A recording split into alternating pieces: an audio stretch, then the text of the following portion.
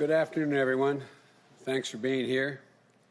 Hope everyone had an enjoyable and safe Thanksgiving, even if it was far from the traditional large gathering of family and friends, apart from many that we loved. But I hope you had a good Thanksgiving. And I know times are tough, but I want you to know that help is on the way. Last week, I announced the nominations and staff for critical foreign policy and national security positions, a first-rate team that's going to keep us safe and secure. And today, I have the pleasure of announcing key nominations and appointments for the critical economic positions in the administration. A first-rate team that's going to get us through this ongoing economic crisis and help us build the economy back, not just build it back, but build it back better than it was before. A team that's tested and experienced. It includes groundbreaking Americans who come from different backgrounds, but who share my core vision for economic relief here in the United States of America. And given a fair shot and an equal chance, there's nothing, we all believe there's nothing beyond the capacity of the American people. Let's not forget who built this country. Working class and middle class people built this country, and unions built the middle class.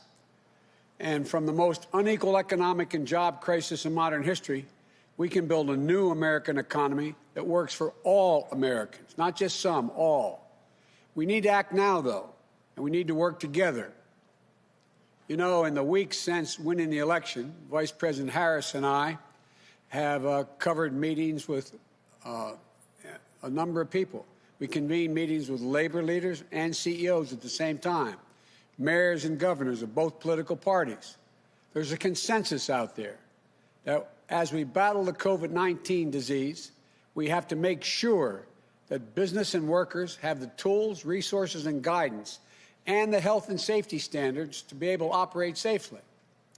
The goal is simple: to keep businesses and schools open safely. And for millions of Americans who have lost their jobs or hours and have had to claim unemployment, we have to deliver them immediate relief. That includes affordable health care for millions of people who have lost it and are in danger of losing it, child care, sick leave, family leave, so workers don't have to choose between work and family, relief from rent and student loans. We need to support small businesses and entrepreneurs who form the backbone of the communities that we live in, that are teetering on the edge. You know, there's an urgent need to fund state and cities so the frontline workers on those jobs can stay in the jobs. You know, the founders are pretty smart. I could have gotten this lesson from the future Secretary of the Treasury. You know, there's a reason why all the states and localities have to have a balanced budget, but we're allowed federally to run a deficit in order to deal with crises and emergencies that we have in the past. And we have to keep vital public services running. We have to give aid to local and state governments to make sure they can have law enforcement officers, firefighters, educators, as we did in the Recovery Act of 2009. And right now, the full Congress should come together and pass a robust package for relief to address these urgent needs. But any package passed in a lame duck session is likely to be, at best, just a start. My transition team is already working on what I'll put forward in the next Congress to address the multiple crises we're facing, especially our economic and COVID crises. And the team I'm announcing today will play a critical role in shaping our plan for action starting on day one and move fast to revive this economy. They're going to help me, help the country lay out my Build Back Better plan, a plan that an independent analysis from Moody's, a well-respected Wall Street firm, projected would create 18.6 million jobs. It's based on a simple proposition: reward hard work in America, not wealth. It's time to invest in infrastructure, clean energy, climate change, manufacturing, and so much more that will create millions of good-paying jobs. And it's time we address the structural inequities in our economy that this pandemic has laid bare. Economists call this current economy in recovery K-shaped. Well, like the two lines coming off of a K, Some people are seeing their prospects soar upward, while others are watching their economic prospects drop sharply. For those at the top, jobs have come back and their wealth is rising. For example, luxury home sales are up over 40% compared to last year. But for those in the middle and the bottom, it's a downward slide. They're left figuring out how to pay the bills and put food on the table. Almost 1 in every 6 renters was behind in rent payments as of October. Let me be clear. With this team and others, we'll add in the weeks ahead that we're going to create a recovery for everybody, for all. We're going to get this economy moving again. We're going to create jobs, raise incomes, reduce drug prices, advance racial equity across the economy, and restore the backbone of this country, the middle class. Our message to everybody struggling right now is this: help is on the way. My dad, you've heard me say this before, when he lost his job in Scranton when I was a kid, and we eventually moved the family not far from here, Claymont, Delaware, just in the outskirts of Wilmington, he used to say, Joey, a job is about a lot more than a paycheck. It's about your dignity. It's about respect, your place in the community. It's about being able to look your kid in the eye and say, honey, it's going to be okay, and mean it. He also used to say, Joey, I don't expect the government to solve my problems, but I do expect them to understand my problems. This team understands. For Secretary of Treasury, I am really pleased to be able to nominate Janet Yellen. No one is better prepared to deal with these crises. I wish it weren't as much of a crisis, future Secretary. But she'll be the first Treasury Secretary who is also Chair of the Federal Reserve, Vice Chair of the Federal Reserve, and Chair of the President's Council of Economic Advisors. Janet is one of the most important economic thinkers of our time. She has spent her career focused on employment and the dignity of work, which is really important to me and to all of us. She understands what it means to people and their communities when they have good, decent jobs. Respect across, being looked at by their neighbors and being respected, it matters a lot to them. And respected across party lines and around the world by Main Street and Wall Street. An educator, a mentor, above all, the daughter of a working class Brooklyn neighborhood who never forgot where she came from. Her husband, George, is pretty good, too. He's won a Nobel Prize, but he's the one that married up. Janet will be the first woman to hold this office. We might have to ask Lin-Manuel Miranda, who wrote the musical about the first Secretary of Treasury, Hamilton, to write another musical about the first woman Secretary of the Treasury, Yellen. So that's what I'm working on right now, Janet. For Director of Office of Managing the Budget, I nominate Neera Tanden. You know, I've known Neera a long time, a brilliant policy mind with critical practical experience across government. She was raised by a single mom on food stamps, an immigrant from India who struggled, worked hard, and did everything she could for her daughter to live out the American dream. And Neera did just that. She understands the struggles that millions of Americans are facing, and she'll be the first woman of color from South Asia, and I think that to lead OMB. We also have another one of those women as Vice President of the United States of America. And so, look, all being very serious, she'll be in charge of laying out the budget that will help us control the virus and deal with the economic crisis and build back better. But above all, she believes what I believe. A budget should reflect our values. Again, quoting my dad, for real, my dad's people would say, Joe, let me tell you what I value. And he'd look at them. He's a high school educated guy, very well read. And he'd look at me and say, don't tell me what you value. Show me your budget. I'll tell you what you value. That's what you're going to do for us. As Deputy Secretary of Treasury, I nominate Wally Adierno.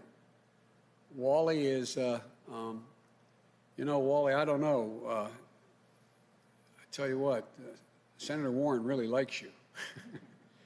she highly recommended you, but I wasn't sure she worried I stole you as well. But thank you for being willing to do this, Wally. A skilled leader and thinker on issues ranging from macroeconomics to consumer protection and from national security to international affairs. I've worked with Wally during the Great Recession. That was my excuse to the senators, saying that's why I wanted to steal you. And I saw him tackle one big job after another. Deputy National Security Advisor to President Obama, Deputy Director for the National Economic Council, former Chief of Staff to Elizabeth Warren, where he helped create the Consumer Protection Bureau and Financial Bureau, which has done so much good. It's designed to protect consumers and working people from unfair, deceptive, and abusive financial practices. And now Wally will be the first African-American ever to hold this post and the highest-ranking African-American in the Treasury Department's history. An immigrant from Nigeria, the son of a nurse and an elementary school principal, Wally understands everything we do is basically for the people, for families, hard-working people, to understand their struggles and, most of all, their dreams. And he understands both. And I want to thank you, Wally, for being willing to do this. For chairperson of the Council of Economic Advisors, I nominate, notwithstanding she was a very distinguished professor at Princeton. I joke, my children who went to Penn used to always kid about, but Cecilia C.C. Rouse, one of the most distinguished economists in the country, an expert on labor economics and race, poverty, and education, dean of the Princeton School of Public and International Affairs, a member of the Council of Economic Advisors to President Obama, an advisor to President Clinton at the National Economic Council. More than that, she's a proud daughter whose mom, a school psychologist, encouraged her to pursue economics, and her dad, one of the country's first African-American astrophysicists who dared her to dream. She's done both. If confirmed, Cece will be the fourth woman to lead the Council of National Economic Advisors and the first African-American ever to hold that post. And as CEA chair, she'll serve as a member of my cabinet as well. As a member of the Council of Economic Advisors, we also appoint Jared Bernstein, an old friend who's been with me a long time, a brilliant thinker, a quick wit, with a heart as big as his head, and a heart he got from his mom, an educator who raised him correctly. A social worker turned economist, Jared is one of my closest economic advisors and friend. He served as my chief economist during the vice presidency. He was there in that foxhole during the Great Recession, with the economy on the brink and our country on our back. I couldn't think of anyone else who I'd want to be at my side to face the challenges ahead. Jared will be one of the leading voices of my administration on economic policy. I can always count on him to deliver straight from the shoulder, as his hero FDR used to say, straight from the shoulder. The one thing I can assure you is working people will always have a voice with Jared in this council. As a member of the Council of Economic Advisors, I appoint Heather Bousset. Heather, thank you for all the help you had in the transition team and getting me here. She's one of the foremost economists working to make sure we build an economy that works for all Americans. The daughter of a union family, it's no wonder she believes so deeply in the idea that leave no one out, leave no one behind in this economy. During the campaign, I relied on her counsel on addressing structural inequities within the economy. And I'll do so again as president because that's one of the central issues of our time. To this team, thank you for accepting the call to serve again. To your families and thank them for their sacrifices because it's real sacrifice. We could not do this without you. And to the American people, this team will always be there for you and your families. This is family-oriented team. We got to make sure ordinary people get a chance to do well because when given a chance, they've never, ever, ever, ever let the country down. 11 years ago, President Obama and I entered office during the Great Recession and implemented the Recovery Act that saved us from a Great Depression.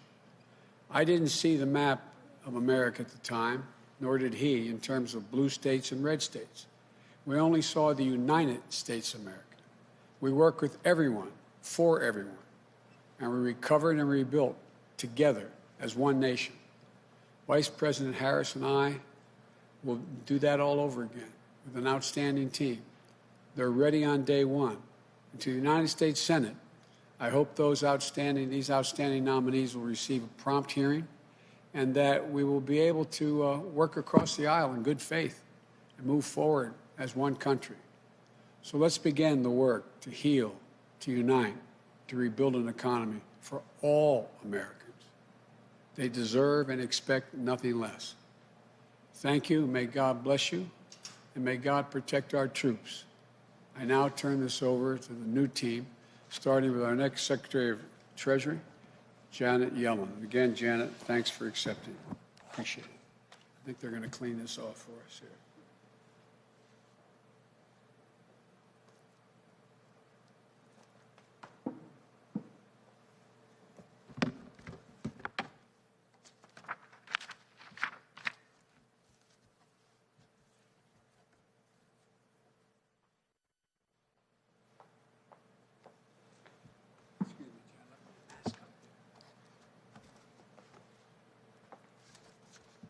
No, I put it in my book.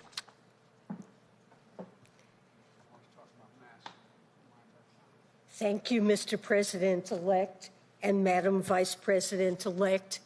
It's my great honor to have this opportunity to serve you and the American people, and to join this incredible economic team at this moment of great challenge for our country.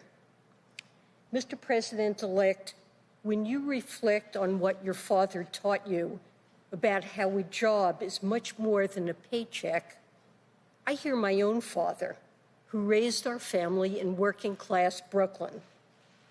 When he graduated from medical school during the Great Depression, he looked for a home and a place to hang his shingle near the Brooklyn docks. Back then, Bush Terminal on the upper New York Bay was a thriving hub for manufacturing and transportation, and for the union workers whose livelihoods depended on them. Knowing they didn't have cars, my father found a home near a bus line.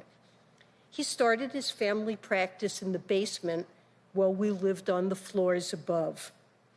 At the end of the day, he would talk to me, my brother, and my mom about what work meant to his patients, our friends and neighbors, especially if they lost a job, the financial problems, the family problems, the health problems, the loss of dignity and self-worth.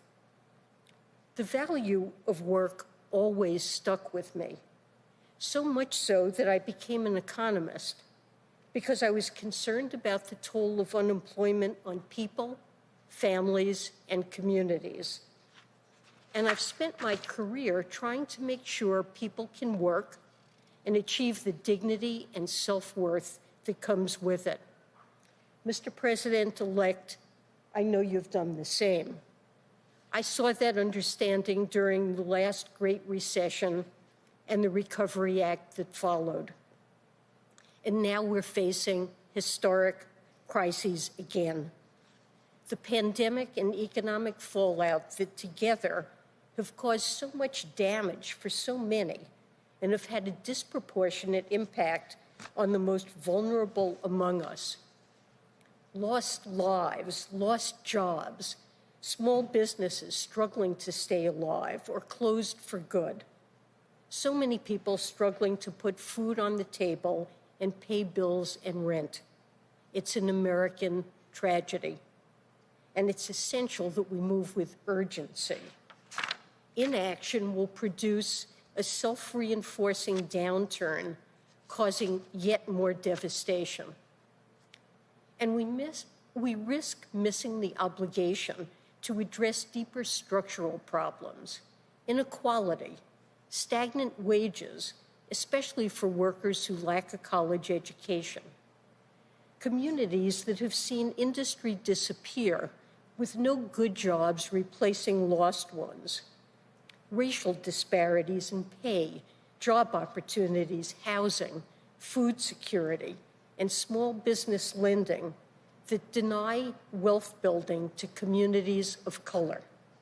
gender disparities that keep women out of the workforce and keep our economy from running at full force. It's a convergence of tragedies that is not only economically unsustainable, but one that betrays our commitment to giving every American an equal chance to get ahead. But I know this team will never give up that commitment.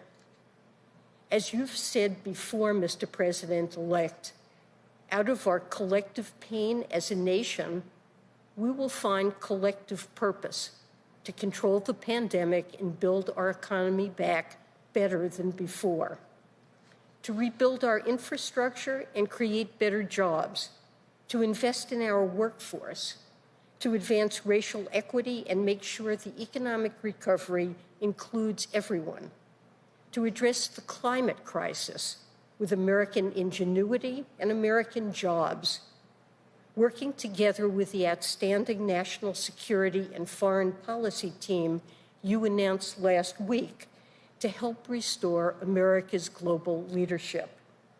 And above all, we share your belief in the American dream of a society where each person with effort can rise to their potential and dream even bigger for their children. I pledge, as Treasury Secretary, to work every day towards rebuilding that dream for all Americans. And to the great public servants of the Treasury Department, I look forward to working with you and Wally to rebuild the public trust. To the American people, we will be an institution that wakes up every morning thinking about you, your jobs, your paychecks, your struggles, your hopes, your dignity, and your limitless potential. Thank you.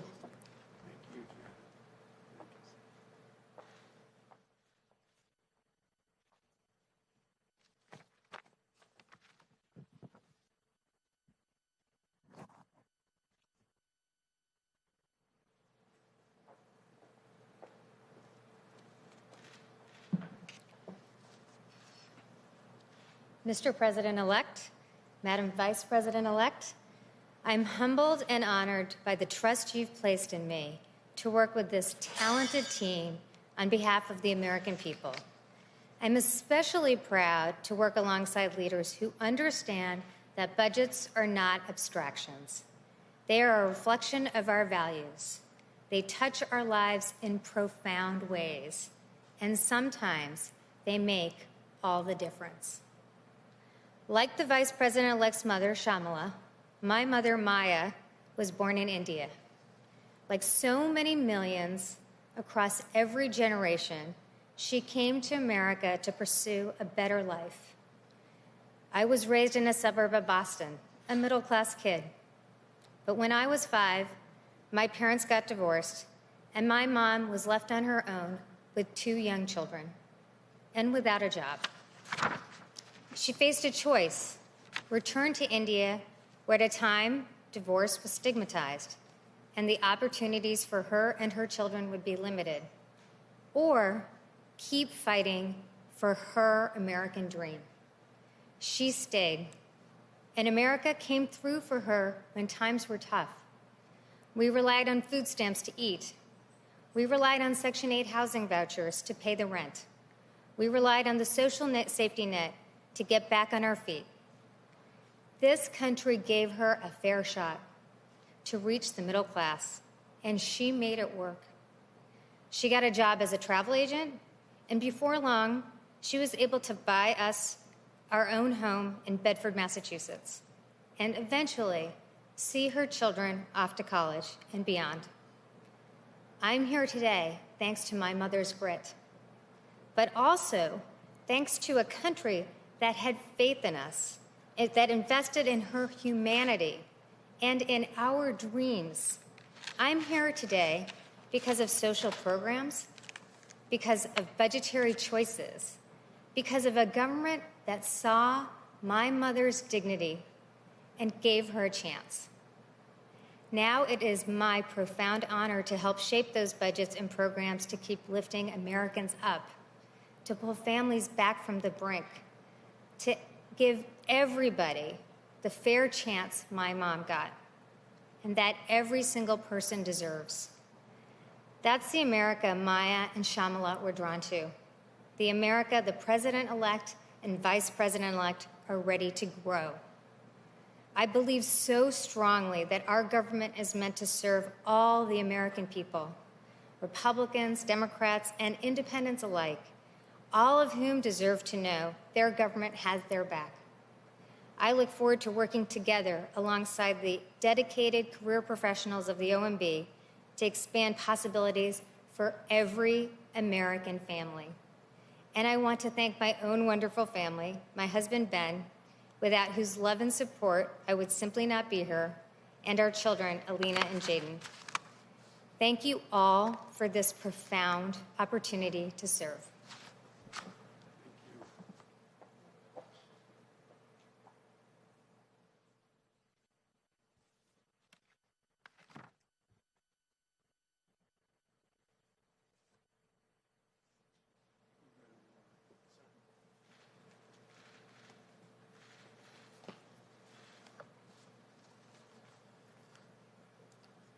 Mr. President-elect, Madam Vice President-elect, thank you for this profound opportunity to return to the Treasury Department and serve the American people. I know firsthand the President-elect's capacity to lift our country out of hard times because I had the privilege of working with him to help Americans recover from the Great Recession. In California's Inland Empire, where I'd grown up in a working-class neighborhood, the Great Recession hit us hard. We were one of the foreclosure capitals in the United States. The pain of this was real for me. It wasn't just numbers in a report or stories on the nightly news, but neighbors and friends who lost everything. I was proud of the work I got to do at the Consumer Financial Protection Bureau, protecting American consumers, and at the Treasury Department, helping to grow the U.S. economy. I was proud also of getting a chance to serve with leaders like the President-elect, who oversaw the Recovery Act's implementation, investing in American workers, betting on their resilience and drive, and giving families a chance to get up off the mat. I believe that's what public service is all about at its best, giving people a fair shot when they need it most, offering hope through the dark times, and making sure that our economy works not just for the wealthy, but for the hardworking people who make it run. Those are the lessons I learned from my parents, an elementary school principal and a nurse who came to America to build a better life for me and my siblings. They taught us that we have a responsibility to serve our community and the country that gave us so many opportunities.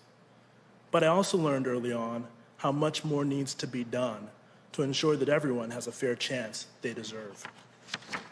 I look forward to working with Janet Yellen to reduce inequality in this country and expand the middle class and make sure that we build an economy that works for everyone. And as we build back better, we must also remain laser focused on the Treasury Department's critical role protecting our national security. This includes using our sanctions regime to hold bad actors accountable, dismantling the financial networks of terrorist organizations and others who seek to do us harm, and ensuring our foreign investment policy protects America's national security interest. The challenges before us today are unlike anything we have ever faced. But I know that what the President-elect so often reminds us of is true. The American people can do anything when given a chance. And I'm honored to be a part of this talented team and to work with them and all the American people to build an economy that gives everyone that chance and turns our nation once again from crisis to hope. Thank you.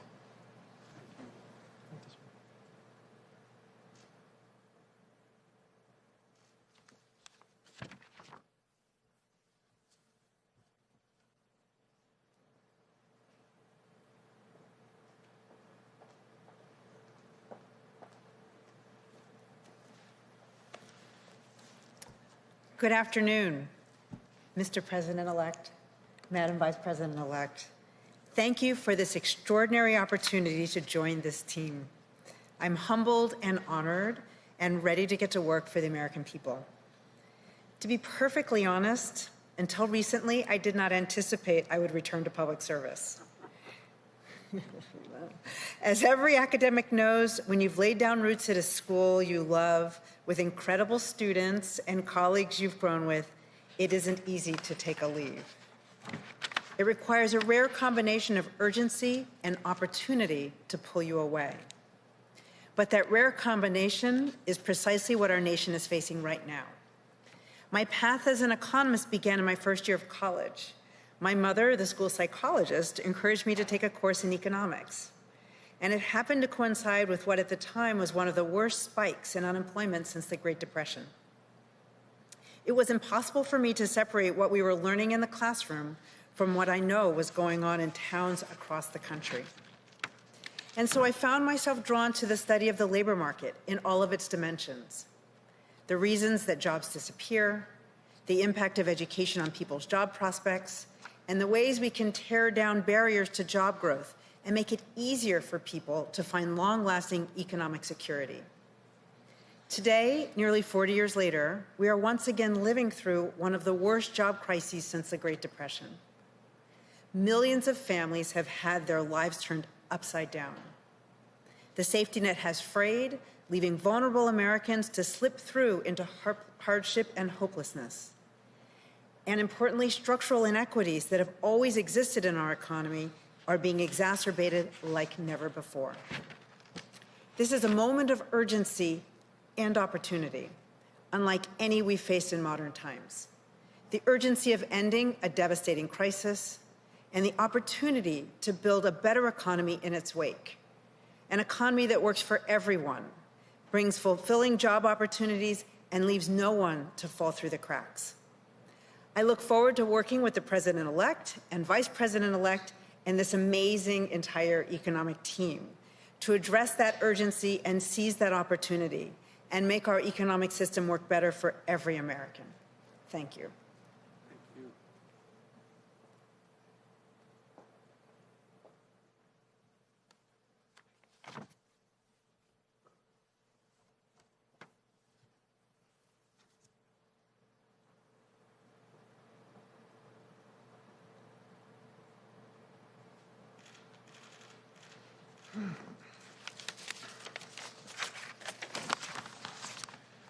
Good afternoon.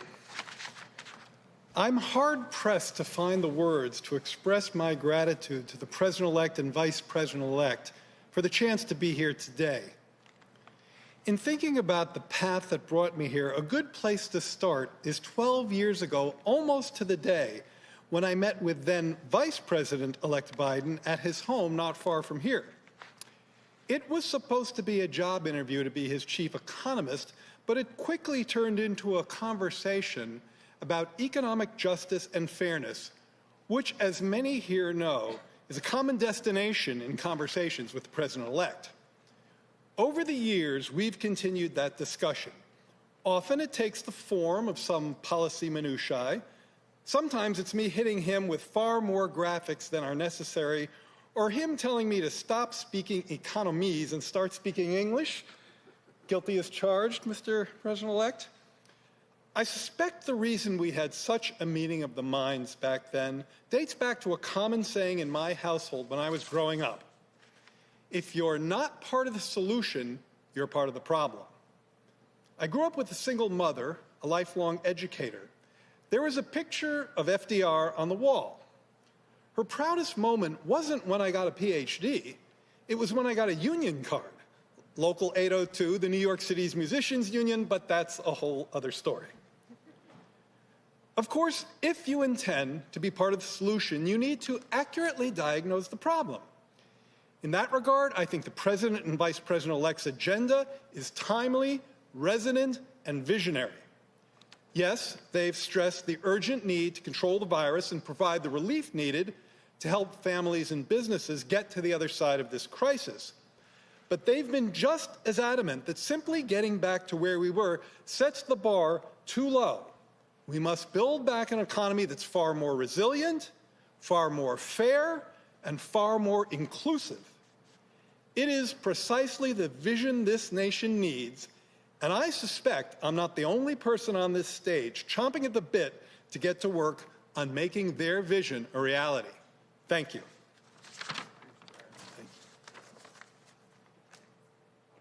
Oh, yeah.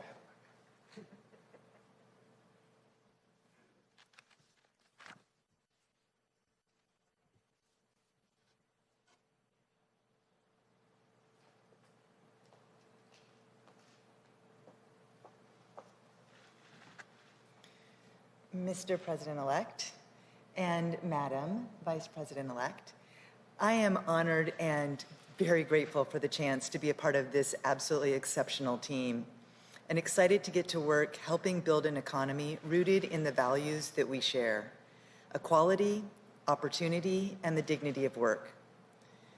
It's no accident that I've focused my career on instilling those values in our economy, developing policies that help our nation grow stronger by growing more equitably.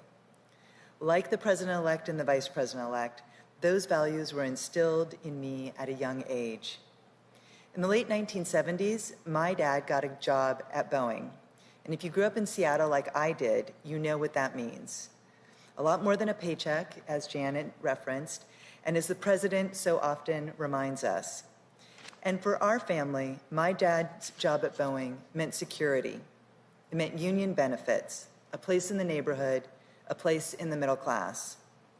But when the recession hit in the early 1980s, one by one, the pink slips arrived for every family in our cul-de-sac.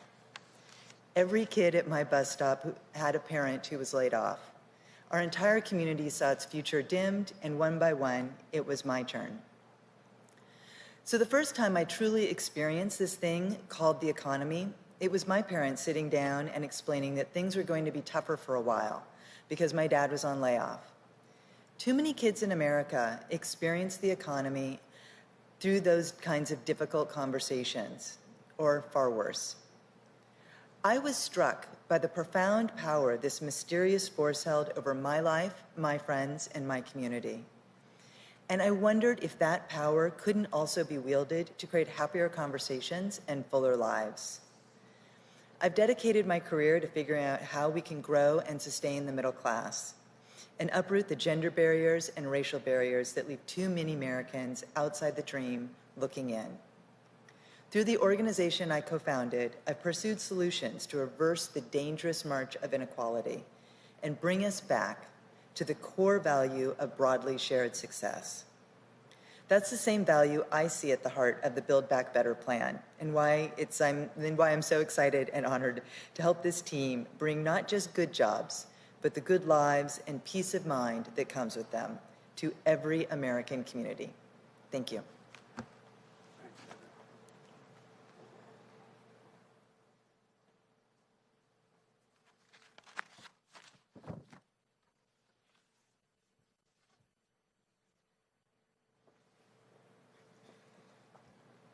Mr. President-elect, congratulations on choosing this outstanding team of brilliant minds, this economic team.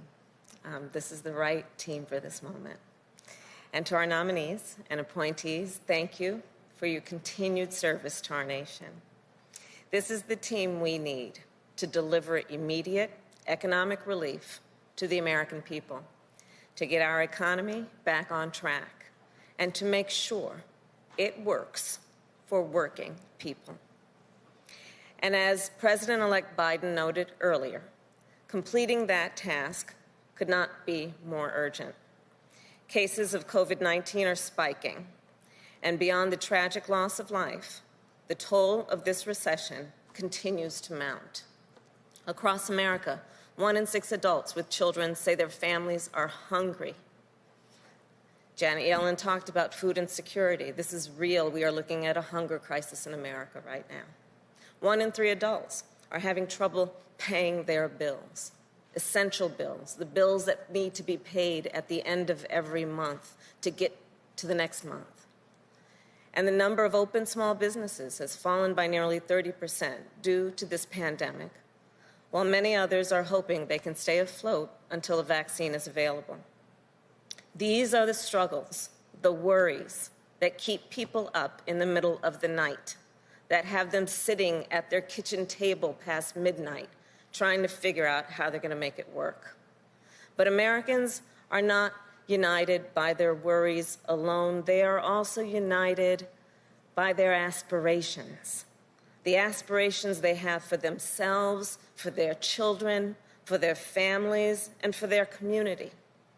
Because no matter where you live or what language your grandmother speaks, everyone wants to be able to get a job and keep a job. No matter what your gender or who you love, everyone wants to be able to buy a home and keep a home. And no matter how you worship or who you voted for in this election, everyone wants to be able to give their children a decent education and allow those children to pursue their dreams, even during a pandemic. And Joe and I understand that. We were raised to respect the dignity of work. We were raised by hardworking parents who always understood the dignity of work and the potential not only for their children, but of our country. And that's why I've always fought for working people, standing up for middle-class families who lost their homes in the Great Recession. Wally, you talked about that. Families in California were devastated, but they were able to rely on their government and the leaders, as Joe always talks about, who needed to see their condition and speak to that condition. And that's the work that needs to happen now. And I look forward to collaborating with this extraordinary team to put working people front and center in our administration. These public servants are some of America's most brilliant minds. They are proven leaders whose talents, achievements, and life stories, their life stories reflect the stories of the American people, and their stories reflect the very best of our country. And they not only have the experience, the expertise, and what is necessary to help end this economic crisis, but also what is necessary to put people back to work. And they also share in our commitment to building an economy and America where everyone has access to a higher minimum wage and affordable health care, paid family leave and paid sick leave, home ownership, and capital to start a small business. An America where opportunity is within reach for everyone, for all the people. So we've got a lot of work to do to build that America, and as Joe always says, to build back better. And President-elect Biden and I, together with this economic team, will be ready to hit the ground running on day one, because that is what this crisis demands, and that is what the American people deserve. Thank you.